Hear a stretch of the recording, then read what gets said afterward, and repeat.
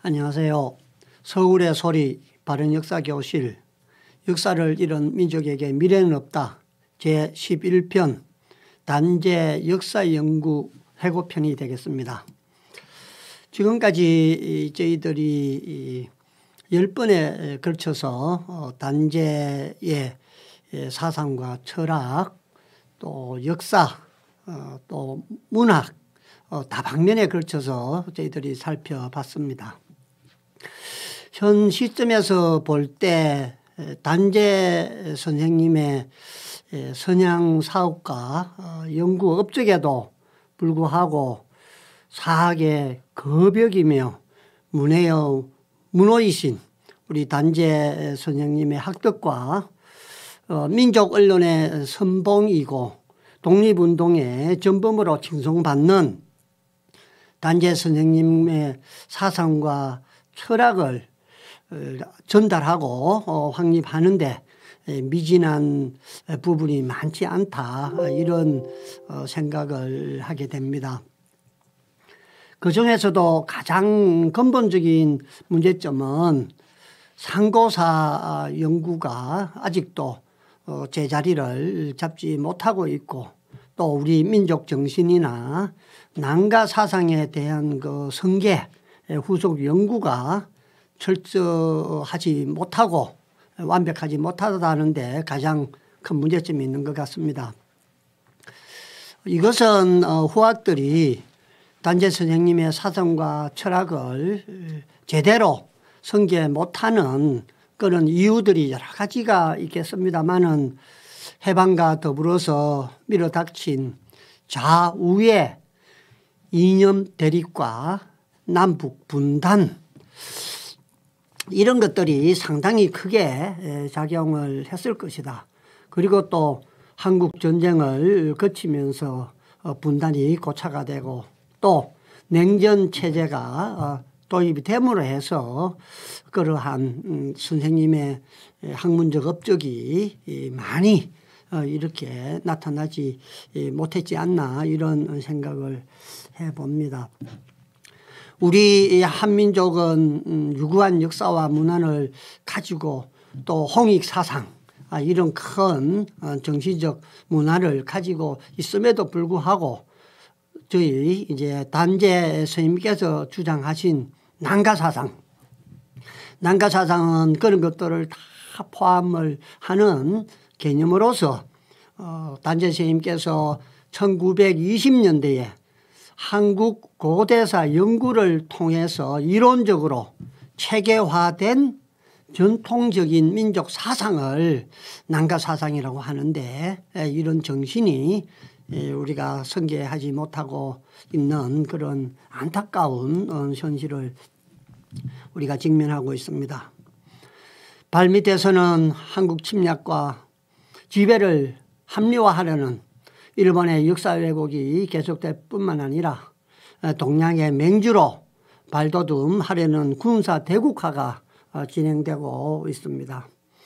그리고 위로는 중국이 중화주의로 회귀하면서 고조선과 고구려의 역사까지 중국사에 편입하려는 동북공정의 망치 소리가 머리를 짓누르고 있습니다. 이에 대해서 요새는 문화공정 또 해양공정까지 하고 있는 것을 우리가 알 수가 있습니다. 위로부터 한국사가 협공을 당하고 위아래로부터 우리 한국사가 협공을 당하고 인류의 정의와 평화를 갈구했던 인도주의가 위협을 받고 있는 것이죠. 우리 한국사 연구를 통해서 민족의 활로를 개척하고자 했던 단재 선생님의 역사학을 집대성해서 후손에게 선계해야 되는 과업이 그래서 더 중요하다고 생각을 합니다. 나아가서 단재 선생님의 사상과 철학에 담겨있는 민족 지성의 고뇌와 해안을 통해서 한민족의 정체성 회복과 민족 통일의 길을 찾아가야 하는 역사학자로서 역사의식을 가져야 된다라고 강조를 합니다. 이러한 일들이 현재 처해 있는 우리가 가져야 될 생활 양식과 그리고 또 고민하고 그 다음에 또 행동으로 옮겨야 되는 것이 아닌가 이런 생각을 해봅니다. 오늘은 단재 선생님의 그 연구의 여정, 단재 선생님의 어떠한 경위와 과정을 거쳐서 역사 연구를 했으며 또 그 시기마다 중요한 작품들은 어떤 것들이 있는가 이런 걸 중심으로 해서 한번 살펴보도록 하겠습니다. 단재 선생님의 생애는 우리가 매번 말씀을 드립니다마는 1905년부터 1910년까지를 언론 활동기로 봅니다. 이때는 주로 계몽 사업에 많이 헌신을 했다고 보면 되겠고요. 그 다음에 이제 저희들이 만국의 하늘 안고 해외로 이제 망명하면서 민족운동과 우리 한국 고대사 연구를 했던 시기 1910년에서 1925년으로 구분을 할 수 있고요. 그리고 이제 마지막에 무정부주의 운동기 1925년부터 이제 여순 감옥에서 순국하실 때까지 제3기로 이렇게 구분을 하기도 합니다. 그리고 또 선생님의 활동과 또 거기에서 나타난 사회 사상을 기준으로 또 이렇게 한번 분류를 해보면 이제 시민적 민족주의기 1898년부터 1922년으로 이렇게 구분을 할 수 있고요. 그 다음에는 이제 혁명적 민족주의기 해서 1923년부터 1924년까지 그리고 이제 1925년부터 순국하실 때까지는 무정부주의기 이렇게도 구분을 할 수가 있습니다.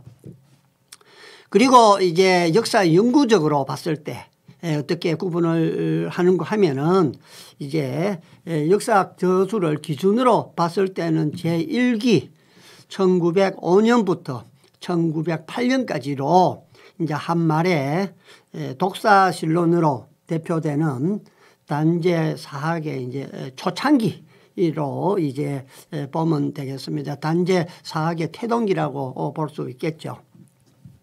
그리고 이제 제2기는 1909년부터 1920년대 초까지로 조선 상고 문화사가 이 당시에 이 시기에는 가장 대표적인 이제 작품으로서 발전기로 구분을 하면 되겠습니다. 그래서 이런 태동기 초창기를 거쳐서 발전기를 거치면서 1920년대 이제부터는 제3기 성숙기로 이렇게 구분을 합니다.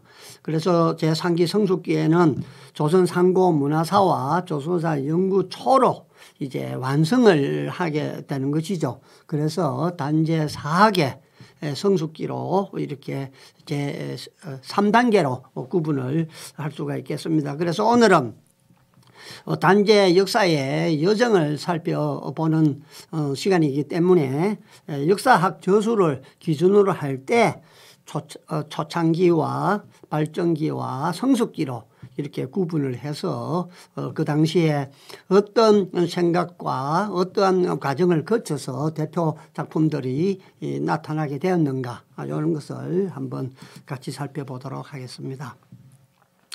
제1기 단재 사학의 이제 초창기 태동기입니다. 한말 단재께서는 이제 황성신문과 대한매일신보의 논설 기자 주필로 이렇게 활동을 했고요. 신민회에 가입해서 활동하면서 사회 사상과 역사 인식을 형성하고 심화시켜 나가는 이제 과정을 밟게 됩니다. 이를 바탕으로 해서 근대 국민국가를 추구하는 한편 역사 민족주의를 바탕으로 부여족을 주족으로 하는 4000년 민족사회의 성세 소장을 추구하게 됩니다.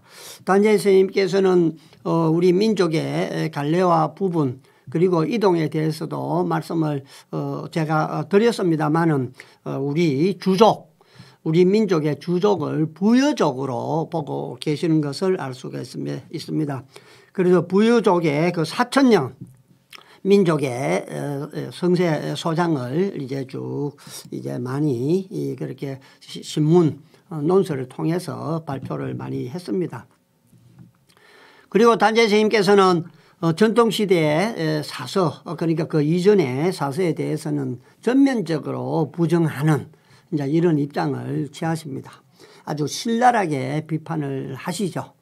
그는 조선에 조선사라 할 조선사가 없다고 말씀하시면서 내란이나 외란의 병화보다는 조선사를 쓰는 저작하는 사가들의 역사가들의 손에 의해서 역사가 탕전되었다. 이렇게 말씀을 하십니다.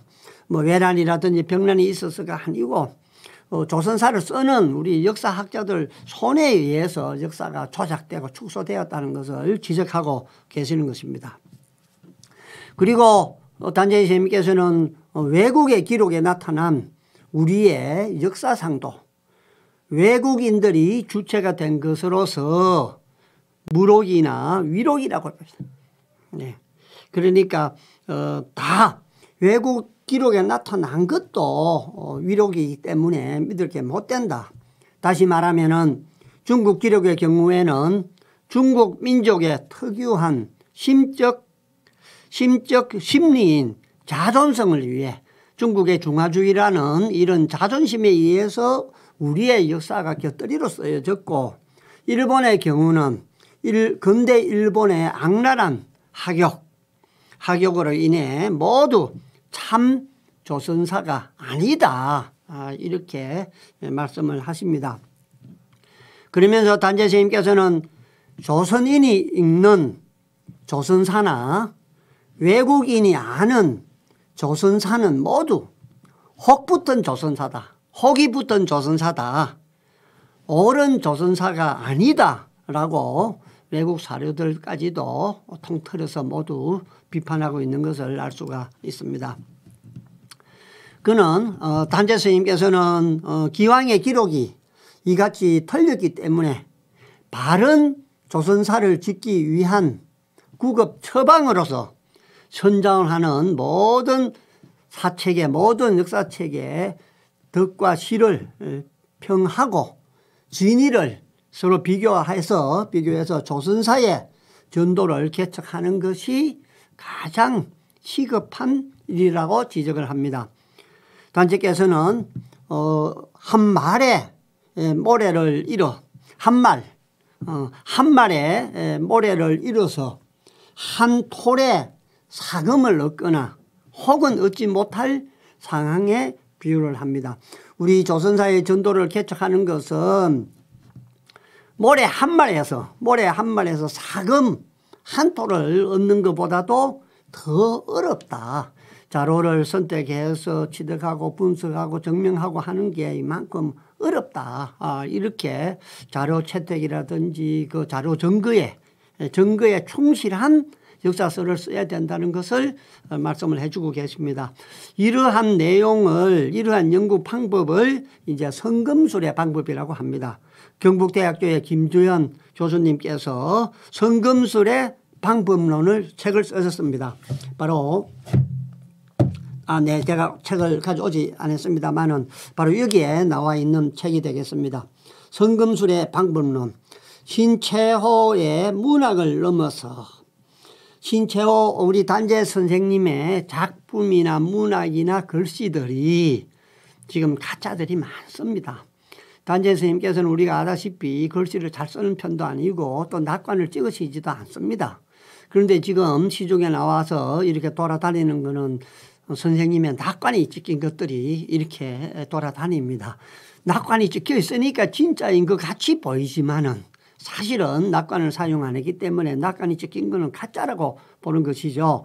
그래서 김주연 교수님은 단재 신채호 전집 제7편의 문학편을 저술을 하셨는데 여러 가지 작품을 많이 쓰셨습니다. 그러면서 단재 작품의 진위를 가려내는 방법을 바로 단재 스님께서 말씀하신 성금술의 방법론을 적용을 해서 단재 선생님의 글씨, 논설 그리고 또 여러 가지 작품들 진위를 밝히는 논책이 바로 단재 신채호의 문학을 넘어 성금술의 방법론에 의해서 그런 것을 이제 증명을 해내고 있습니다. 아주 중요한 방법론을 채택해서 또 이렇게 저술을 했습니다. 단재 선생님께서는 고대 이래에 조선시대까지 구사 옛날의 기록들을 간단히 평가한 4가지로 이렇게 정리를 합니다. 옛날 책들에 대해서 평가한 4가지를 어떻게 했는가 하면 첫째는 대개가 정치사이고 문화사가 별로 없고 정치사이자 왕조사죠. 그죠? 우리가 알고 있는 역사는 전부 다 왕조사입니다. 왕을 중심으로 해쓴 역사책이지 우리의 국사는 아니고 국민사는 아니라는 것이죠. 그리고 또 문화사도 거의 없다는 말씀이죠.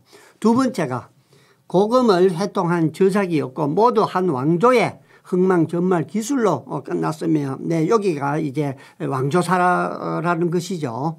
그 다음에 이제 세 번째가 공자의 춘추를 사의 극칙으로 알아 그 의례를 따라 존군 억신을 주장하고 임금만 떠받치고 신하들을 억누르는 그런 이제 주장을 하면서 민족의 존재를 잊으면 숭하의 양의를 주장하다가 끝내는 자국까지 양하는 병론에까지 이런 경우가 있고 숭하 양의를 거부하는 것이죠.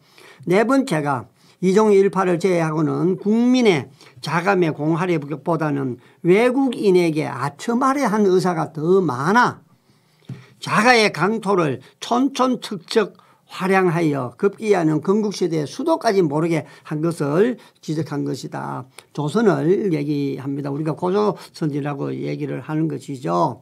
그래서 우리의 강토를 줄이고 해서 또 건국을 할 때 우리가 조선이 건국할 때 수도가 어디까지도 모르게 이렇게 역사를 잘못 기록해 놓았다. 이렇게 평가하는 것을 알 수가 있습니다. 이처럼 우리 사계가 맹록 파벽, 맹록 눈이 멀고 귀가 어둡고 파벽, 절름발이가 된 것은 빈번한 내랑과 애랑 등 천년 화제가 아니라 위니어 장초라며 구체적인 신뢰를 제시를 합니다. 그래서 단재 선생님께서는 우리 이 사계가 눈이 멀고 귀가 어둡고 들름바리가 된 것은 다 인위적으로 우리 역사가들이 그렇게 다 자진해서 사대를 하고 자진해서 우리 강력을 축소시켰다 이렇게 말씀을 하시는 것이죠. 이렇게 단재 선생님의 전통 사서에 대한 불신과 비판은 한말의 교과서까지로 연결을 시킵니다. 한말의 교과서 새로운 이제 역사를 서술하는 책, 뭐 편전체도 있고 여러 가지가 있습니다만 신사체로서 기술된 새로운 사서들도 옛날에 옛날에 그 방법을 고치지 않아 한 장을 신문 한지로 되어 있는 책 표지를 양장으로 고친 것에 불과하다 이렇게 비판을 합니다. 또 학교에 교과형으로 편찬된 역사서도 가치 있는 것이 전혀 없다. 그래서 없는 이만 못하다 이렇게 혹평을 합니다. 그런 교과서가 차라리 없는 게 더 낫다고 말씀을 하십니다. 그래서 그 당시에 교과서를 보면은 저도 상해 임시정부에서 발간한 국사 교과서도 보고 또 그 당시에 그때 우리가 갑오 개혁 이후에 최초의 국사 우리 관련 교과서를 좀 봤습니다만은 제가 볼 때도 제대로 기술이 되고 제대로 가르친 것은 그렇게 많지 않은 것을 알 수가 있습니다. 오로지 상해 임시정부에서 발간한 신단민사나 배달족 국사 교과서 같은 경우에는 우리 배달의 강력 고조선에 에서 일어난 모든 역사와 문화는 다 우리 것이다. 그래서 요나라와 금나라도 다 우리 역사다.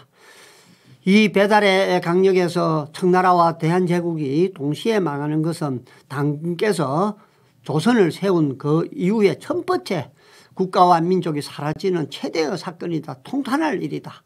이렇게 적어 놓은 것을 제가 논문을 써서 발표도 하고 강조합니다. 배달 역사적 그 강력을 이제 강조를 합니다만은 실제 그렇게 놓은 교과서는 많지 않은 것을 알 수가 있습니다.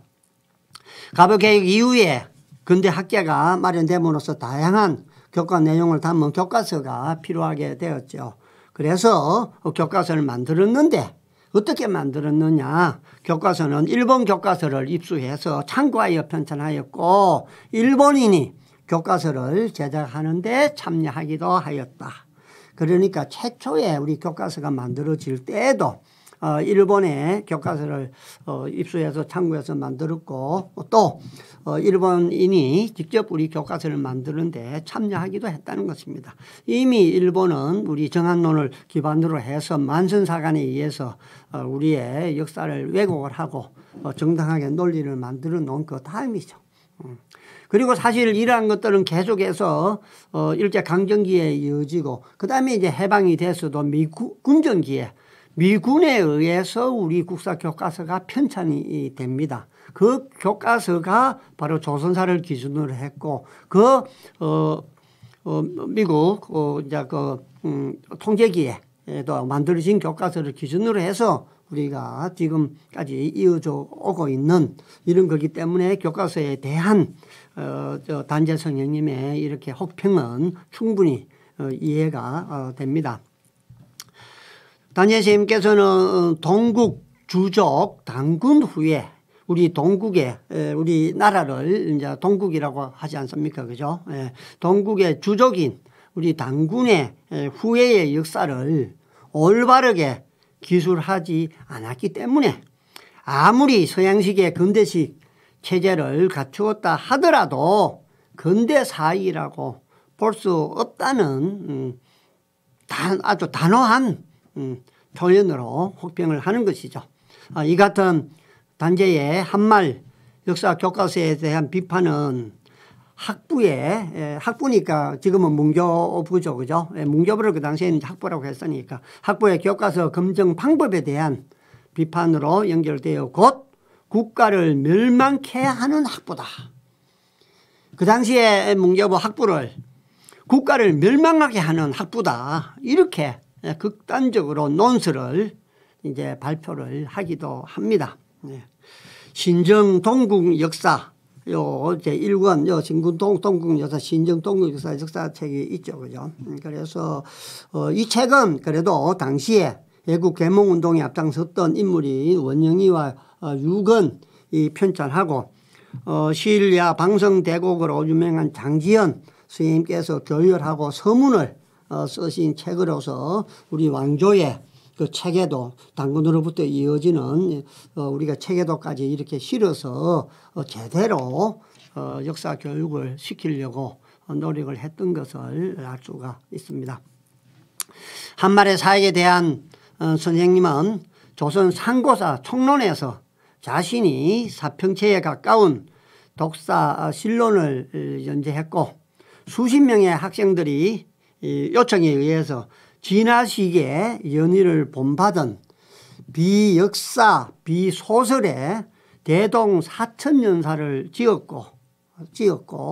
지었지만은 이 두 작업이 다 중간에 사고로 중단이 되었다. 이렇게 밝힌 바도 있고요.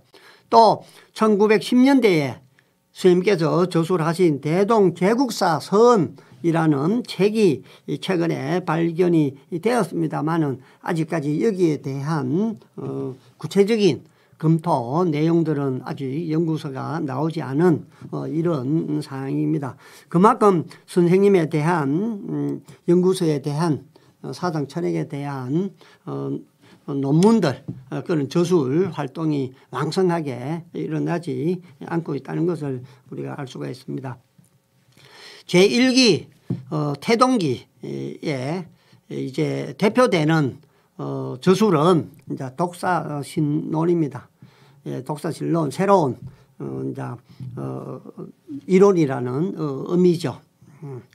그 독사신론은 1908년도에 대매일신보에 연재가 됐습니다. 그리고 또 1910년도에 소년에 또 국사사론이라는 이름으로 게재되기도 했습니다. 그리고 또 미국에서 이게 발간되기도 했습니다.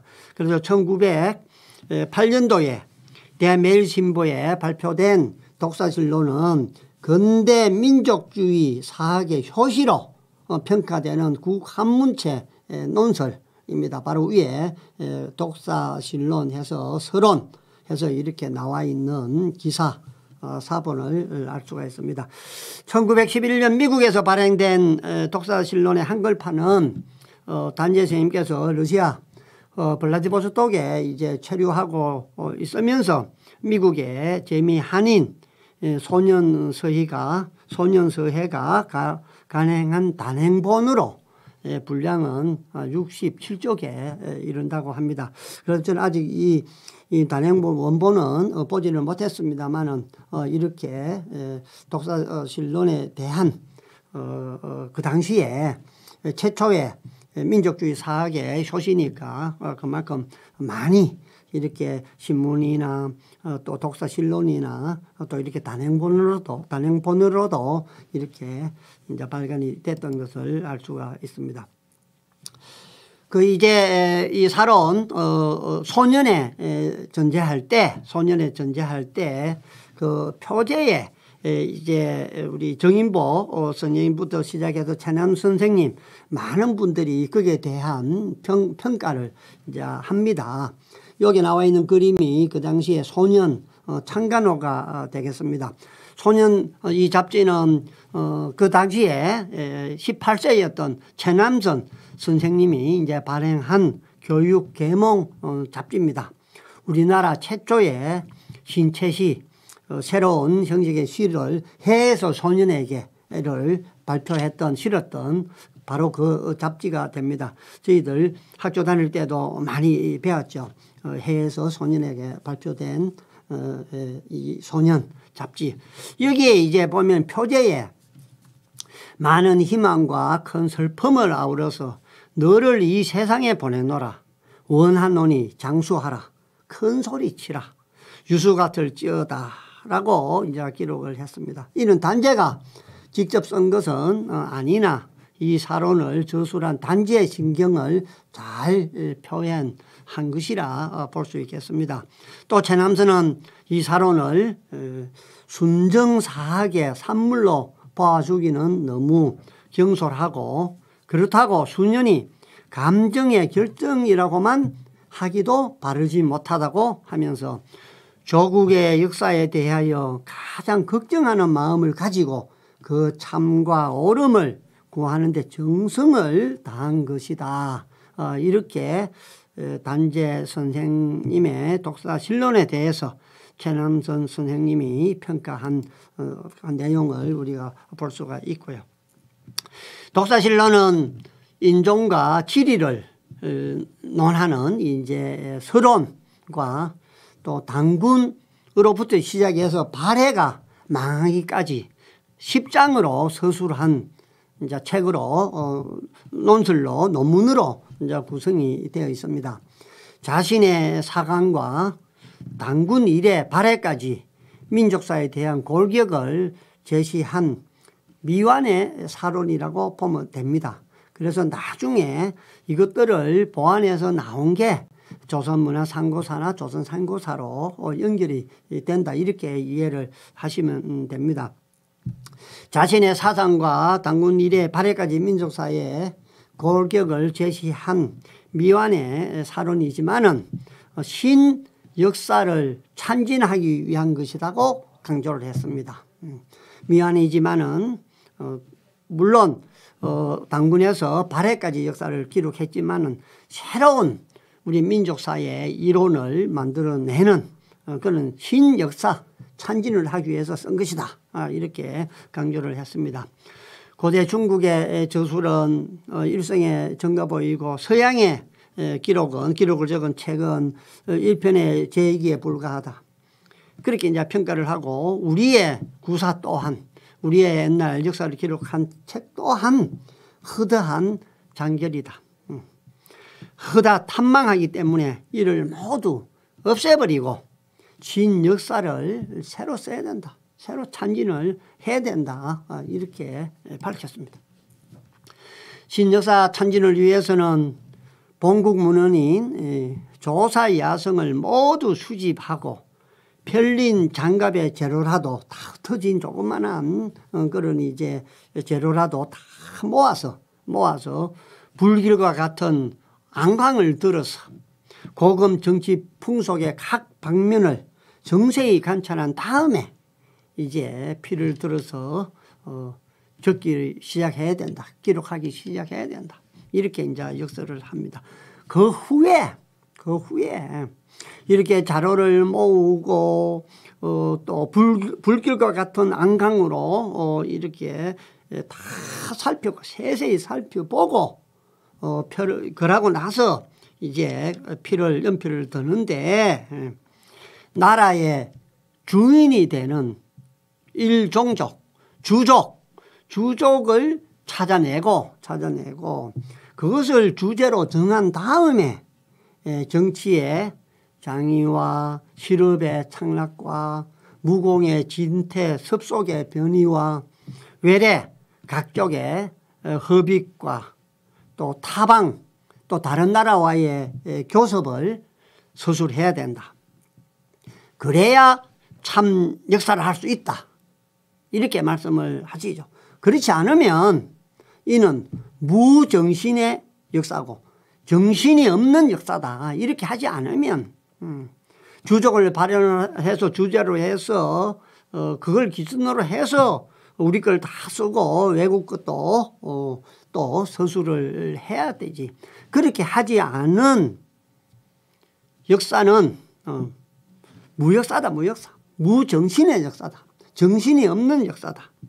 또 무정신의 역사는 무정신의 민족을 낳는다. 정신이 없는 역사는 정신이 없는 민족을 낳는다.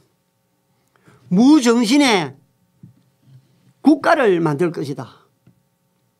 역사에 정신이 없으면은 무정신의 민족을 만들고 무정신의 국가를 만드는 것이다. 그렇기 때문에 역사가들은 역사를 쓸 때 나라의 주인이 되는 주종족을 발현을 해서 그걸 주제로 해서 그걸 아로 해서 역사를 기록해야 된다. 이렇게 강조를 하는 것을 알 수가 있습니다. 오른쪽에 그런 내용들을 조금 보충해 놓은 여기에 이제 카드가 한 장 있습니다. 단제 우리 독사실론 중에 나오는 일부분이 됩니다. 민족을 버리면 역사가 없을 것이고 역사를 버리면 민족의 자기 나라에 대한 관념도 없어지는 것이니 역사가의 책임이 무겁기도 하구나.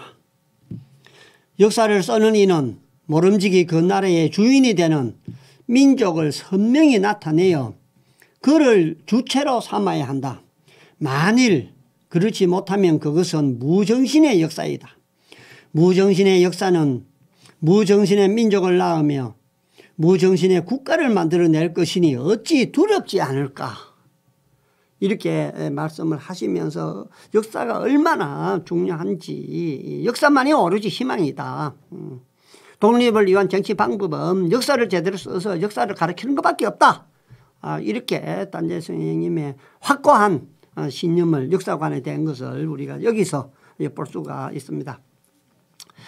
그런데 사실 이 독사실론은 완전히 논문으로서 또 전체적을 다 조망하는 이제 통사가 아니고 이제 사평체의 미완의 이제 논문이기 때문에 이 글만 가지고는 완전히 이 단재 선생님의 근대적 역사 방법론을 제시했다라고는 볼 수가 없습니다. 민족사의 통사적 인식도 전개할 수가 없는 그러한 한계를 우리가 알 수가 있죠.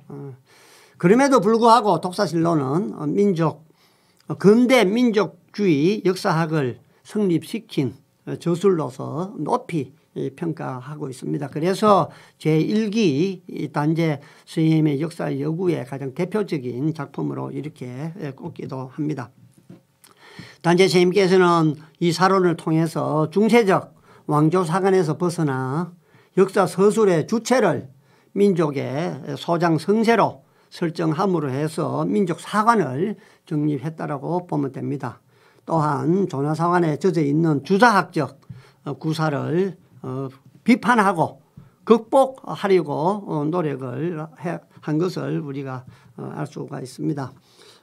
그렇게 해서 이제 정리를 해본다면 독사실로는 1908년 단재 선생님께서 민족주의 사관에 입각해서 서술한 한국 고대 역사 논문서이다. 1908년 전후의 역사 인식을 포괄적으로 보여주는데 그 완결편은 조선상고사와 조선상고 문화사에 반영이 돼서 나타난다. 이렇게 이해를 하시면 됩니다. 그러면서 또 선생님께서는 일제의 그 허구적인 임나본부설을 강력하게 비판을 합니다. 임나본부설은 우리가 너무 다 잘 아는 얘기지 않습니까? 그죠? 일본의 그 야마토 외정권이 4세기 후반에 한반도 남부 지역에 진출해서 백제 신라 가야를 지배하고 특히 가야에는 임나본부 1본부라는 기관을 두어서 6세기 중叶까지 지배를 했다는 직접 지배를 했다는 설입니다. 설인데 이것은 틀리고 오히려 백제가 일본을 경영했다는 백제 일본 경영설을 주장을 합니다. 그래서 단재 선생님께서는 본격적으로 반식민 사학의 기치를 높이 세우게 되는 것이죠. 식민 사학을 무비판적으로 수용한 한말의 사가들을 대표하는 현채나 김태경 그들을 당연히 배척을 하게 됩니다.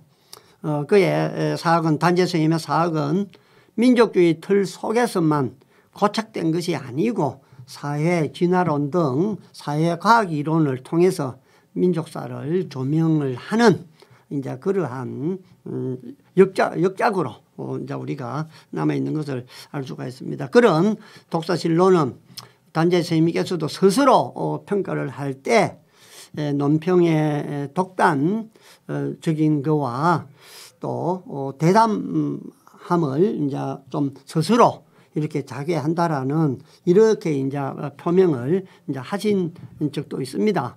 그러면서 전반적으로 고정이 조금 불충분하고 또 지나치게 정치사와 대외관계사에 치우친 나머지 사회사와 경제사 분야가 조금 결여되어 있다 하는 이제 이런 한계가 지적이 되기도 합니다.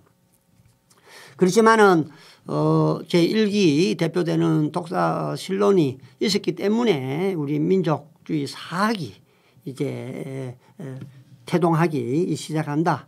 그런 측면에서 아주 의미가 깊은 역작이다. 미완의 역작이다. 이렇게 이해를 하면 되겠습니다. 그리고 이제 제2기 단재사학의 이제 발전기입니다.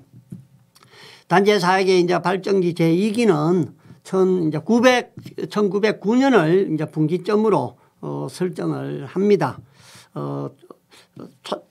초창기에 태동기에 이제 독사실론과 이제 구별이 이제 좀 되기도 하는데 왜 이때를 분기점으로 잡았는가 하면은 이때부터 본격적으로 대한매일신보의 이제 애국 두자 이자를 구시하는 교육자여 국가를 멸망케 하는 학부 제국주의와 민족주의 20세기 신동국 육지 영웅, 또 논려 사무필, 부터 시작해서 이제 우리가 지난번에도 한번 다룬 바 있는 동국극을 최도통전, 이러한 중요한 논문들이 이때부터 본격적으로 쏟아져 나오기 때문에 이제 제2기 발전기로 이렇게 1909년을 기준으로 해서 설정을 한다는 것을 우리가 이해를 하면 되겠습니다.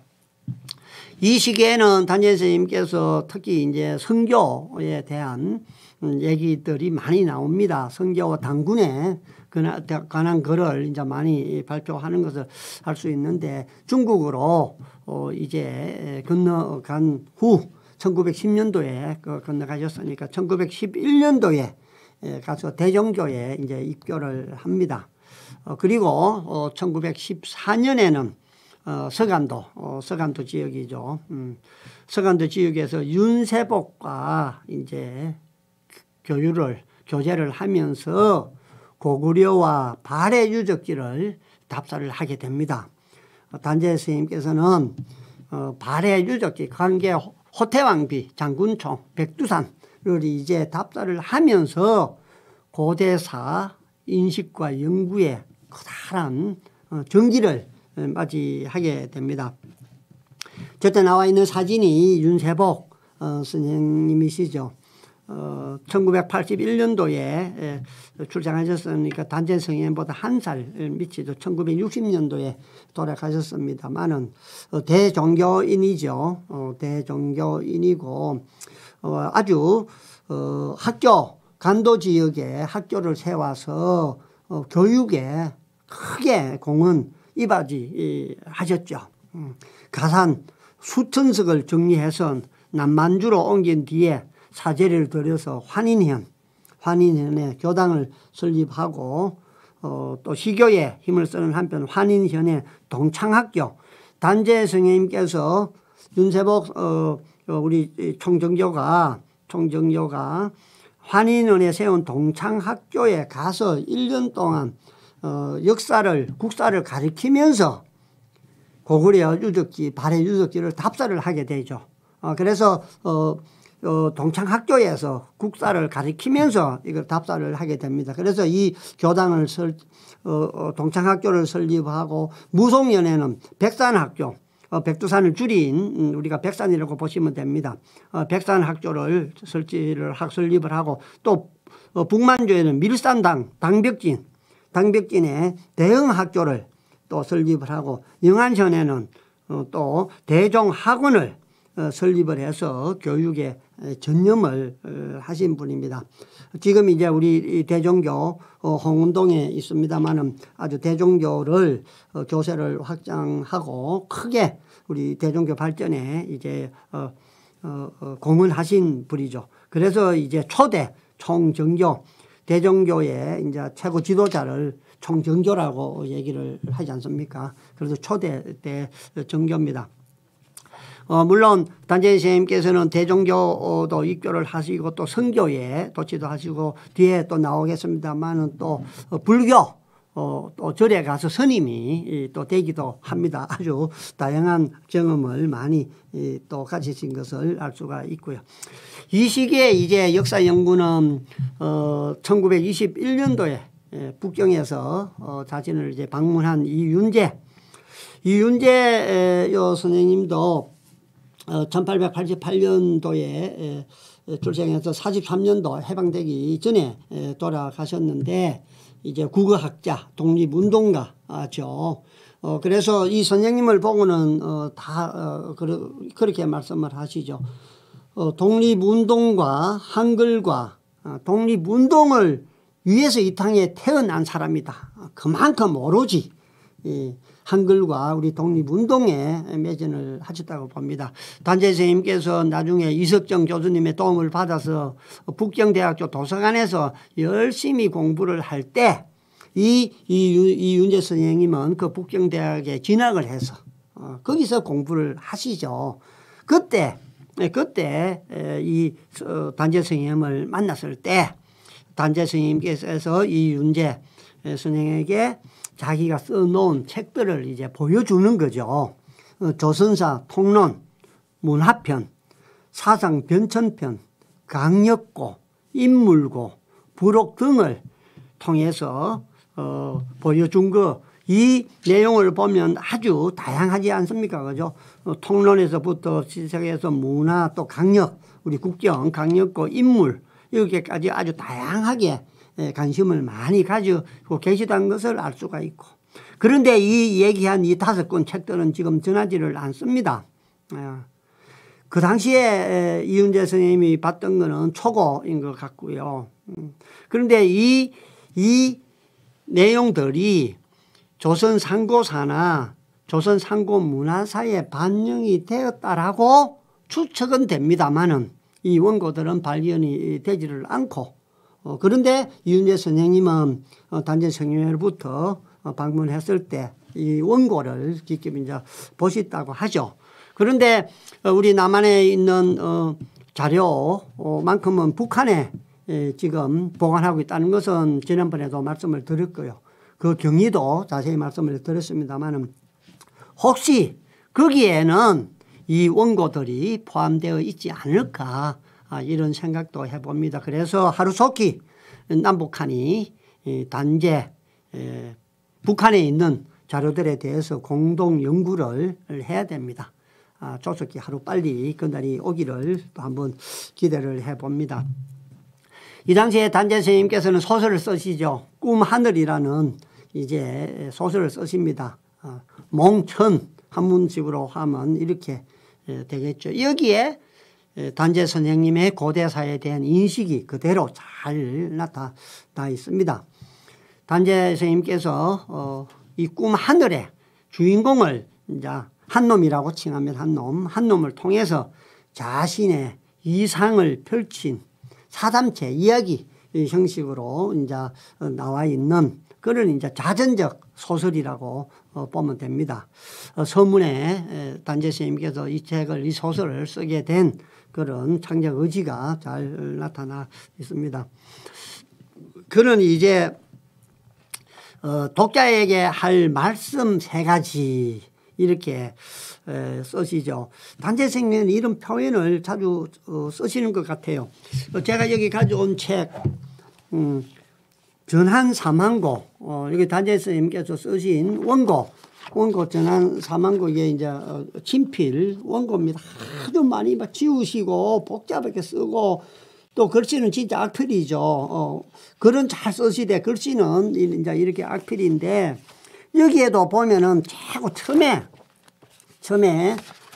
이 책 받으시는 이에게 누구든지 이 책을 받으시는 분에게는 이러한 것을 요구합니다. 그래서 이 책을 보실 때 어떻게 하라고 쭉 이렇게 합니다. 그래서 뭐 미안하지만은 이 책을 볼 때는 어떻게 보고 이 책을 어떻게 이해를 하고 그렇게 쭉 써지면서 뒤에 보면은 이제 몇 년도에 신채호 이렇게 해서 쓰는 걸 알 수가 있습니다. 여기에서도 꿈하늘에서도 독자에게 할 말씀 3가지 이렇게 딱 쓰시죠. 이 소설이 꿈꾸고 지은 것이 아니라 꿈이 지은 것이라고 하였다. 이 소설이 꿈꾸고 지은 것이 아니라 꿈이 지은 것이다. 이렇게 이제 표현을 합니다. 즉, 실현 불가능한 것이 아니라 환상적이기는 하지만은 강렬한 의지가 반영되어 있는 것을 이렇게 표현을 하신 것이죠. 또한 단재 선생님은 이 소설이 격식을 갖춘 것이 아니라 북 가는 대로 구사한 수필임을 강조하며 독자들에게 체제를 따르지 말 것을 이제 당부를 합니다. 이렇게 독자에게 할 말씀 3가지 하면서 그렇게 이제 쓰시고, 지금은 이제 꿈하늘이라는 책이 전자 책으로도 발간이 되어 있습니다. 관심 있으신 분은 전자책 구입해서 한번 보시면 좋겠습니다.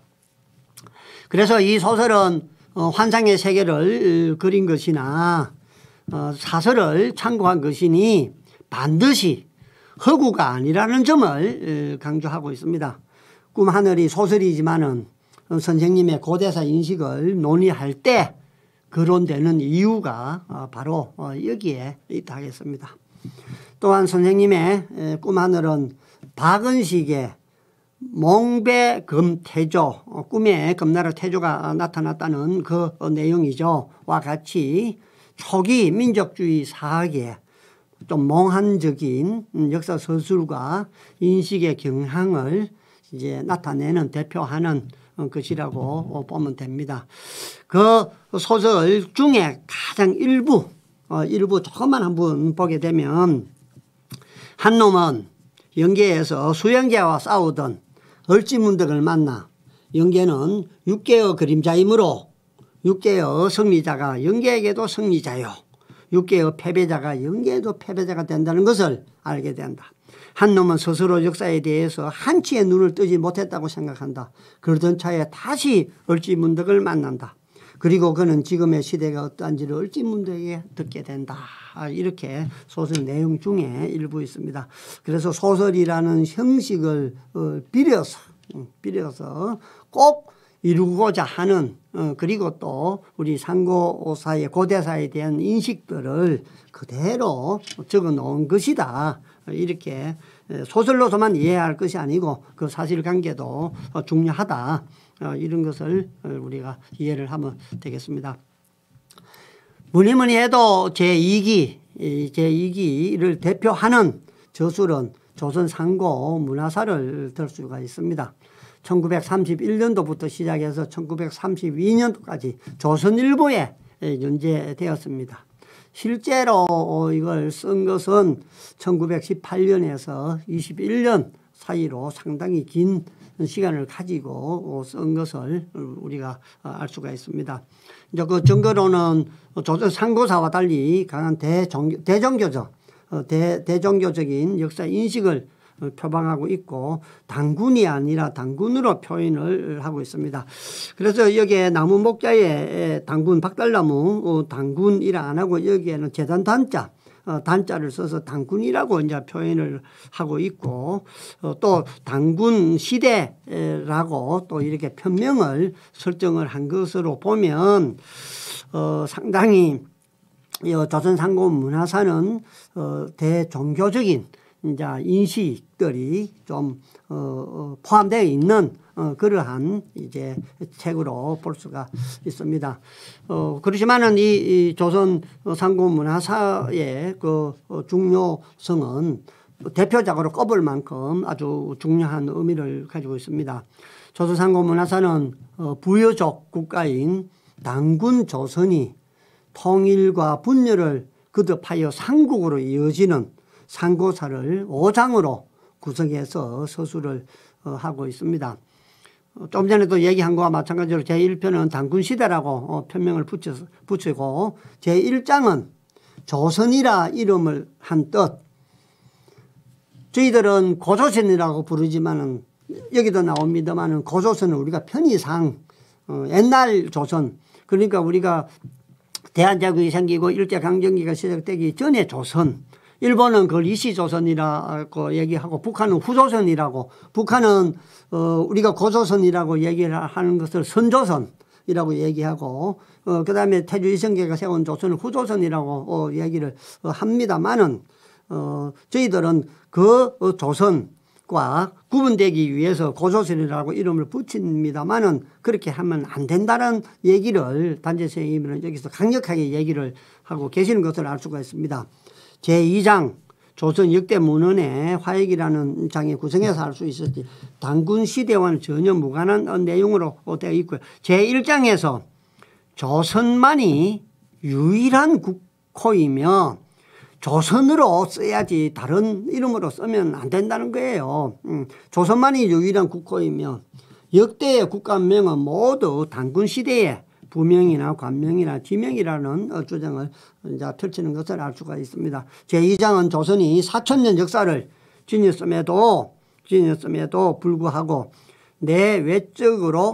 외적에 의한 무망의 죄와 폭군과 우부에 의한 불시의 액으로 말미암아 역사 자료가 새벽별을 생과 한 가지가 되고만 조선 고적과 기록의 소멸과 병계의 대계를 이제 설명을 한 것이죠. 그래서 제2장에서는 조선의 4,000년 역사를 적고 있는 것을 알 수가 있습니다.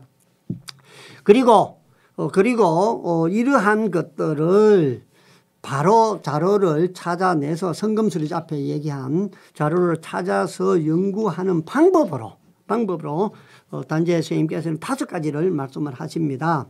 역사 연구 방법 5가지죠. 유정, 여러 가지 자료들을 이제 모으고 서로 호정하고 서로 검증하고 추정, 또 추측, 또 가정하고 또 그걸 반정하고 또 그걸 변정하는 이러한 5가지 방법을 제시를 하고 조선의 가치 있는 역사들을 다시 다 회복을 해야 된다라고 이제 강조를 합니다. 이 부분은 조선 상고사 총론에 나오는 부분과 내용은 거의 비슷하다 하는 것을 우리가 알 수가 있습니다. 조선 상고 문화사도 완벽하게 다 마친 것이 아니죠.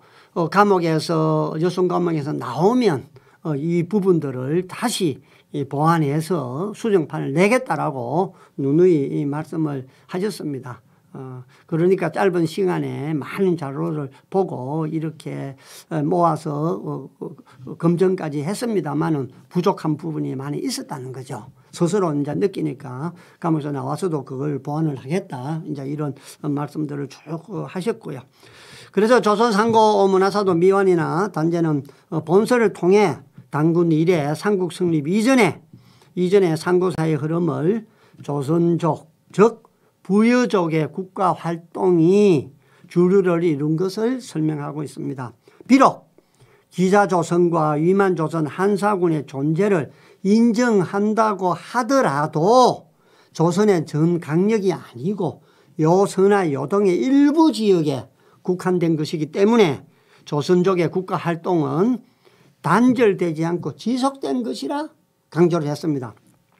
처음에는 단재 선생님께서 기자조선과 위만조선과 한사군의 존재를 인정하는 가정을 세워서 여기에 일부에 있었기 때문에 이게 기자조선이나 한사군이 고조선을 멸망하고 그걸 대체한 정부나 정권이 아니고 고조선은 계속해서 유지를 했고 그 일부분에 기자가 있었고 그 자리에 위만이 있었고 그 다음에 그 자리에 한사군이 있었다는 얘기입니다. 그렇기 때문에 고조선은 계속해서 단절됐고 지속됐다는 것을 이제 강조하고 있죠. 나중에는 단재 선생님께서는 이 기자조선과 위만조선 한사군에 대한 생각도 바뀝니다만 기회가 되면 그 부분은 다음에 한번 말씀을 드리도록 하겠습니다.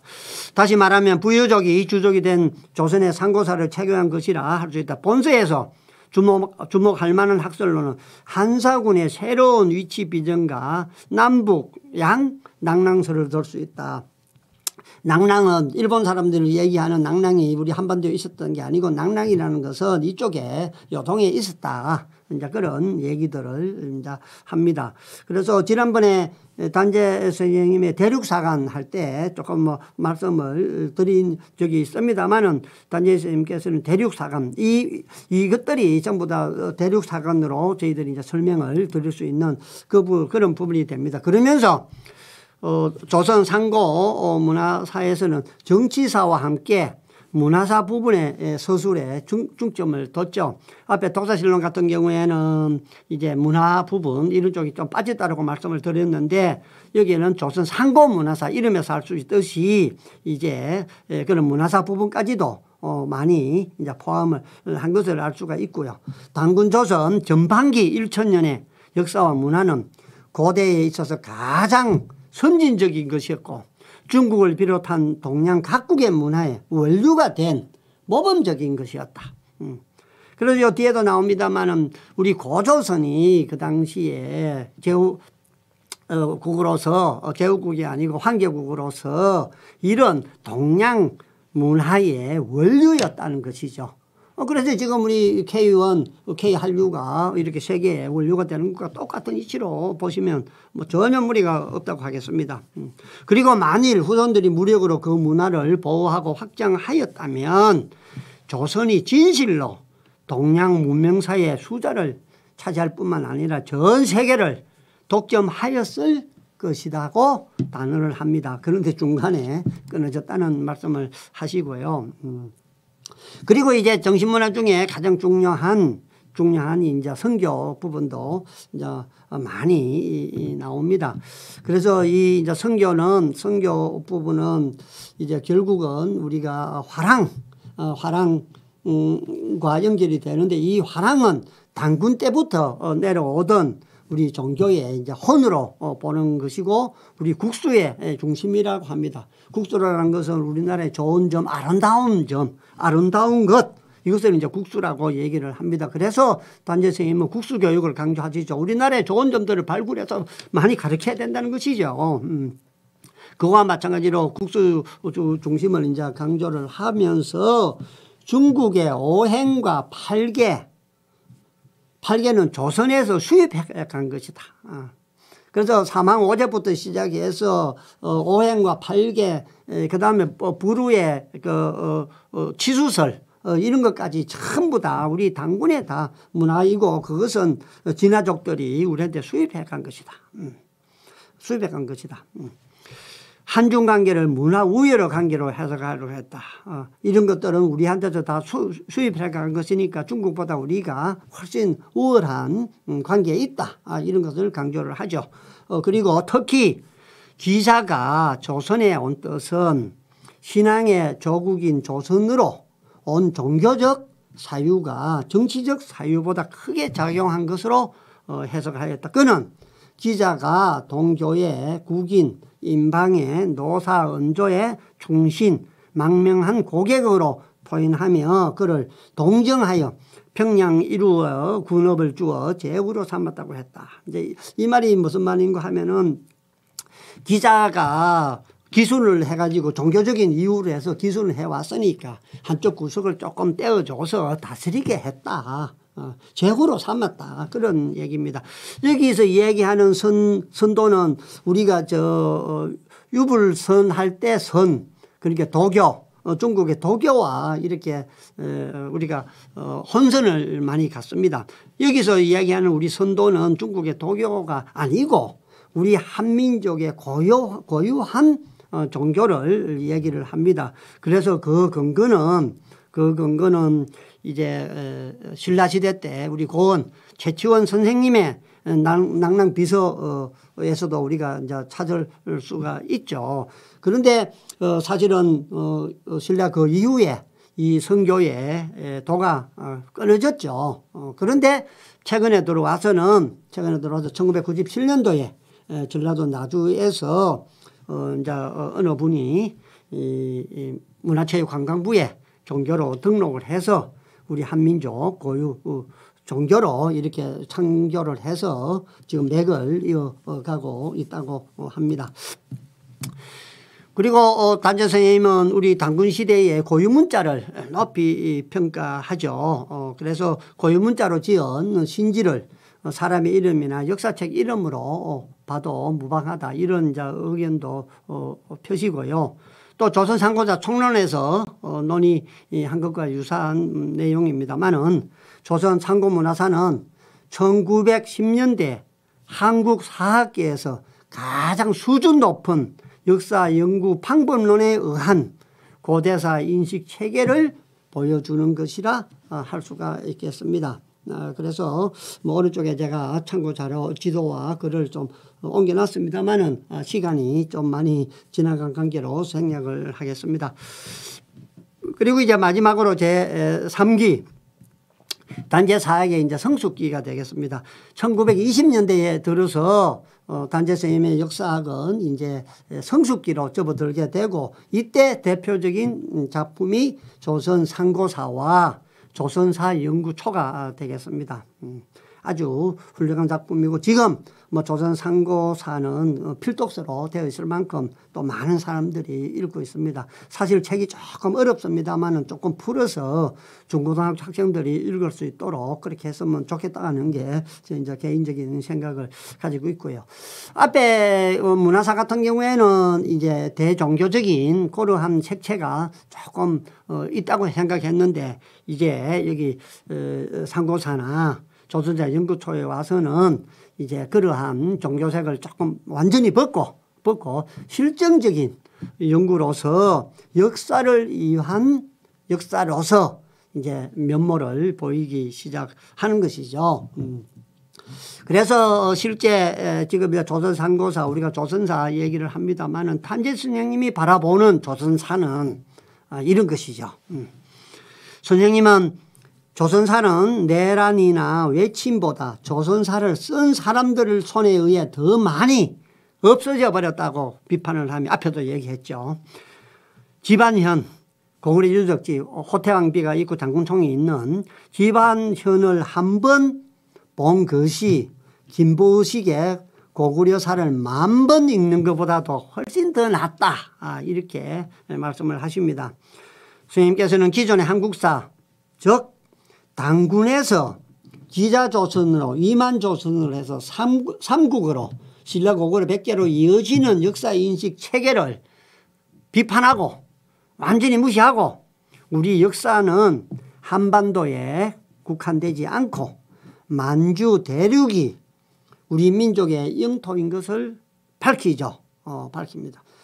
그리고 고조선과 고구려 발해 부여 삼국으로 이어지는 그 역사 체계를 다시 세우는 것입니다. 예. 그래서 선생님의 이러한 역사 연구는 일제에 의해서 만주로 강제에 이주된 주민들과 만주에서 독립운동을 하는 사람들에게 큰 자긍심을 씌워 주었던 것이죠. 조선사 연구초는 1920년대에 단제사학의 제3기를 대표하는 저술로 평가됩니다. 이 시기에 그는 위임 통치를 한 이승만과 노선 대립을 가지면서 이제 상해 임시정부를 뛰쳐나와서 신대한을 이제 간행을 하죠. 그래서 최남준 선생님, 안창호 선생님 같은 경우에는 단재 선생님이 여기에 상해 임시정부에 남아서 독립신문을 좀 만들어 주기를 해주기를 바랬지만은 이승만과 노선 차이로 해서 뛰쳐나와서 다시 신대한이라는 신문을 만들어서 상해 임시정부에 반대하는 이제 활동들을 많이 합니다. 그리고 그 당시에 이제 청고 청고 나온 책들은 모아서 책으로 이렇게 펴냈고요.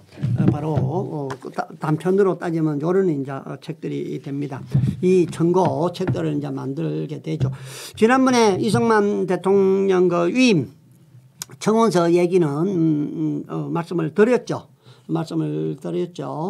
이완용이는 있는 나라를 팔아먹었지만은 이승만이는 아직 찾지 않은 나라를 팔아먹으려고 한다. 이게 이승만이가 미국의 닐슨 대통령한테 위임 통치권을 했던 그 서류 원본 사본이 되겠습니다.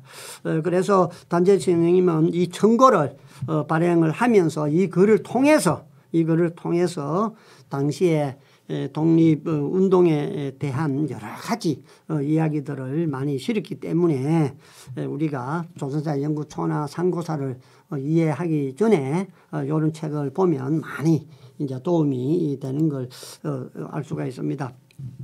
그리고 단재 선생님은 그렇게 상해 임시정부 이승만의 위임 통치권을 비난하면서 이제 성토문을 작성을 하죠.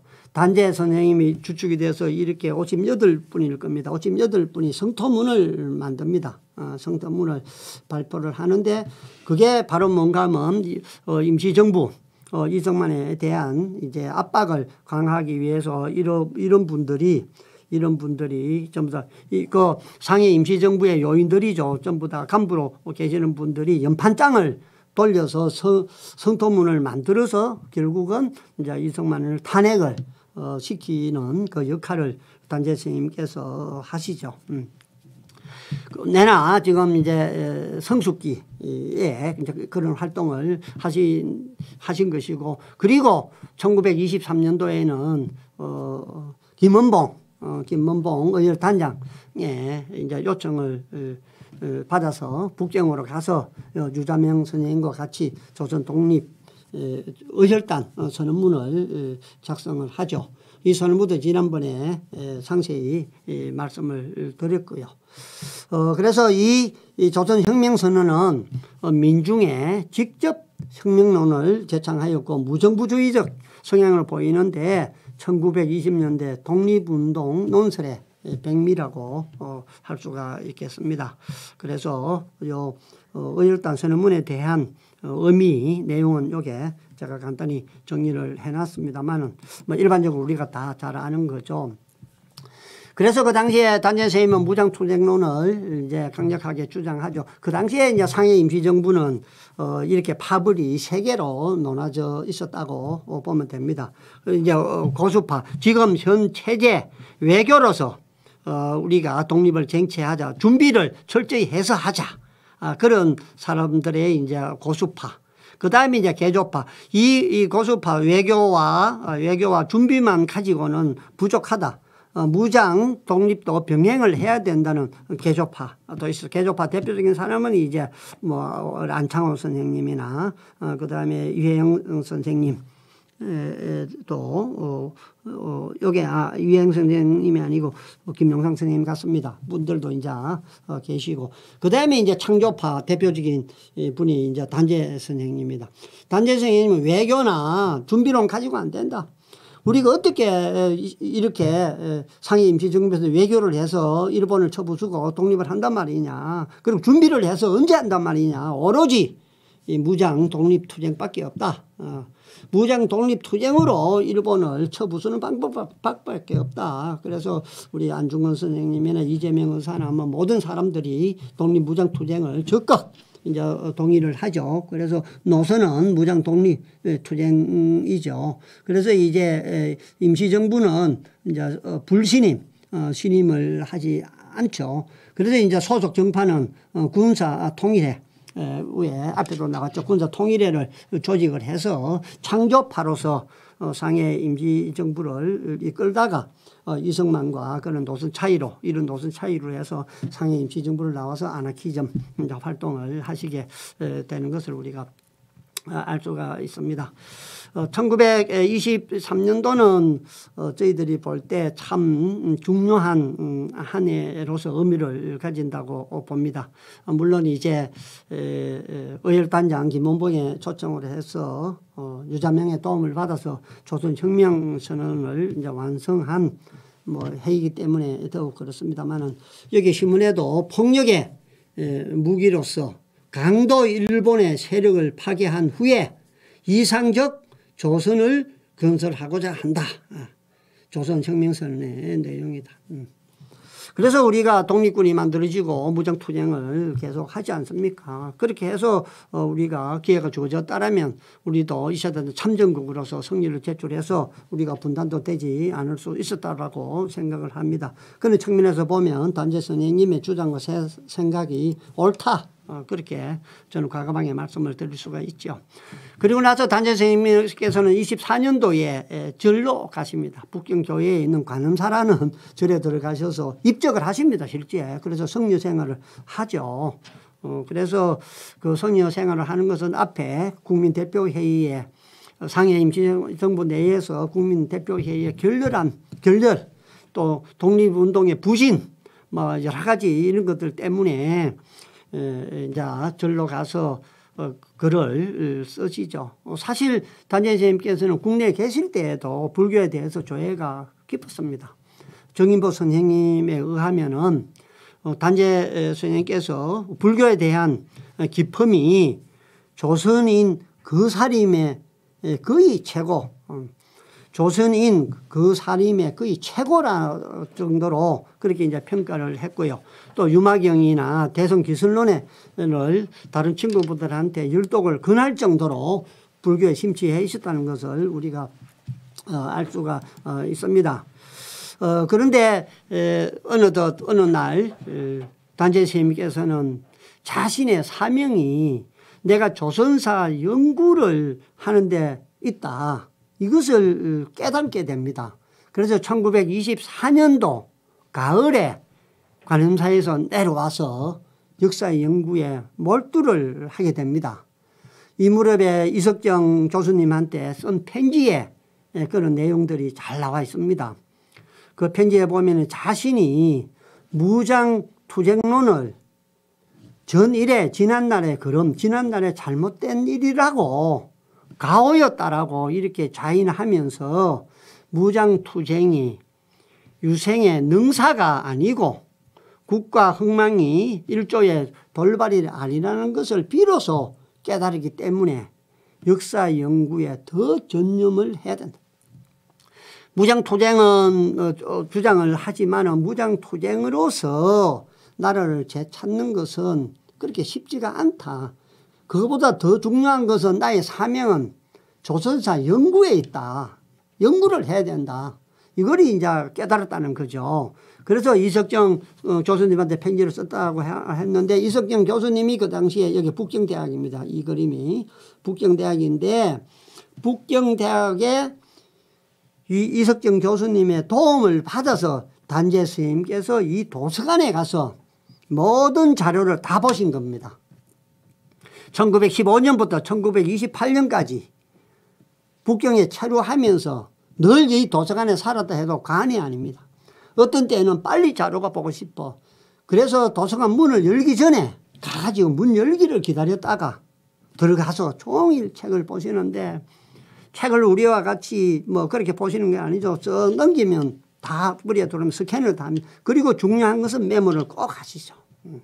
그런데 여기 참 재미나는 것은 단재 선생님께서 1922년부터 본격적으로 선생님 소개를 받아서 사설을 시켜봤는데, 우리가 중국의 모택동이가 1918년부터 오사운동까지 이 북경대학 이 도서관에서 사서 보조로 일을 합니다. 사서 보조니까 시간이 많았겠죠. 그래서 모택동이가 도서관에서 사마강의 자치통감 이런 책을 즐겨 읽고 역사책을 여기서 모택동이가 많이 봅니다. 어쩌면은 단재 선생님과 모택동이 만났을 겁니다. 단재 선생님이 읽는 책을 모택동이가 찾아서 주고 받아주고 그렇게 했을 겁니다. 그러나 그 기록은 나타나 있지 않죠. 지금은 이 북경대학 이 도서관이 그 당시에는 문과대학 건물이었고, 문과대학 건물이 있고 도서관으로도 사용을 했는데 북경대학 제1캠퍼스였죠. 지금은 다른 건물은 다 없어졌습니다. 그리고 이 건물 하나만 남아 있는데, 모택동이가 여기서 사서 보조로 있으면서 역사 공부를 한 거와 마찬가지로 여기가 중국의 신문화 중심지입니다. 중심지였고, 그 영향을 받아서 이제 오사운동이 이제 일어나고, 이제 일어난 발상지다. 이렇게 해서 기념으로 중국에서 이 건물은 잘 관리를 하고 있습니다.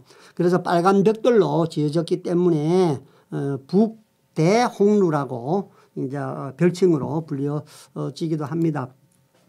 그래서 이석정 선생님한테 쓴 편지에 보면 이렇게 나타나 있습니다. 무장투쟁에 직접 뛰어들어서 무장투쟁을 하는 게 아니고 역사 연구에 더 매진을 해야 되겠다. 그걸 이렇게 표현합니다. 전일에는 또한 나라 운명의 절박함을 통곡하고 분연히 일어나 붓을 내던지고 몇몇 열사와 함께 나라를 위하여 죽음으로써 적과 싸우기를 기도하였더니 벌써 정세는 더욱 틀려지고 기회는 더욱 멀어져 안타깝게도 부질없이 머리만 어루만지는 동안 어느덧 천한 나이 40을 지났습니다. 이리하여 무장단투란 유생은 능사가 아니고 선비의 능사가 아니고 국가 흥망이 난 일조의 돌발이 아니라는 것을 비로소 알았으니 도연명과 같이 비록 얼른 오늘의 옳음을 감히 자신할 수 없다 하더라도 그105과 같이 또한 전일의 걸음을 자인합니다.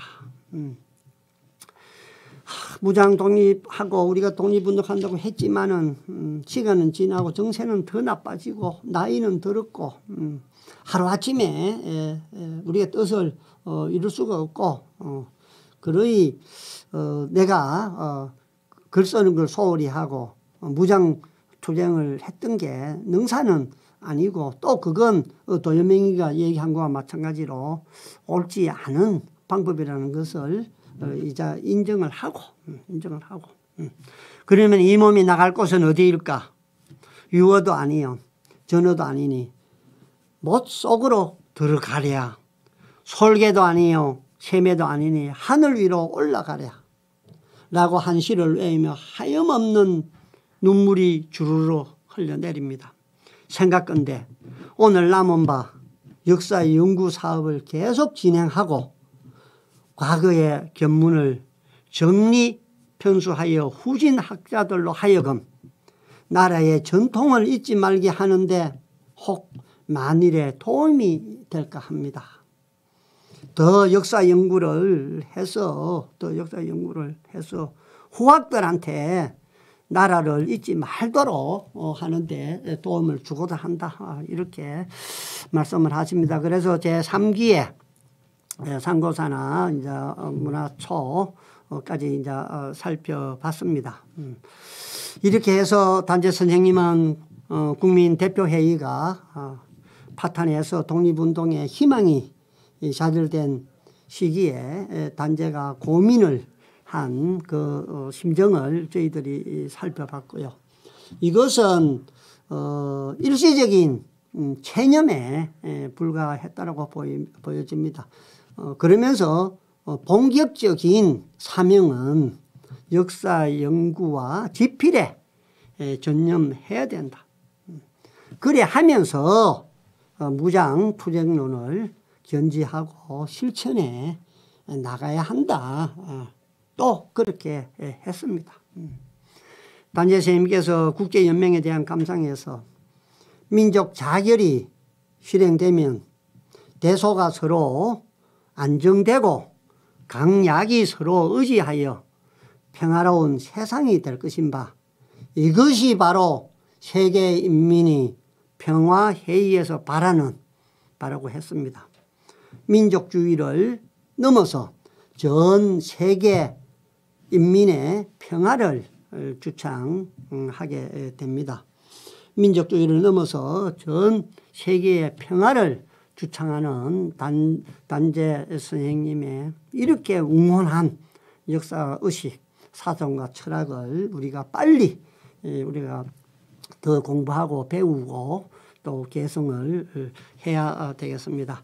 오늘은 단재 선생님의 학술 연구와 관련해서 1기, 2기, 3기로 나눠서 대표적인 작품들을 통해서 우리가 단재 역사 연구에 대한 회고를 한번 살펴봤습니다.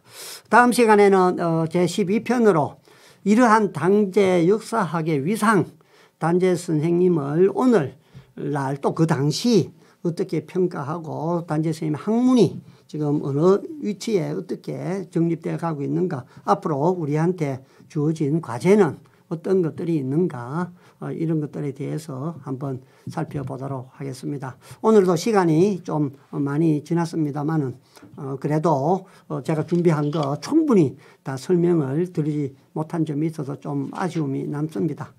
다음 시간에는 시간을 잘 배정을 해서 더 좋은 강의가 되도록 노력하겠습니다. 수고했습니다.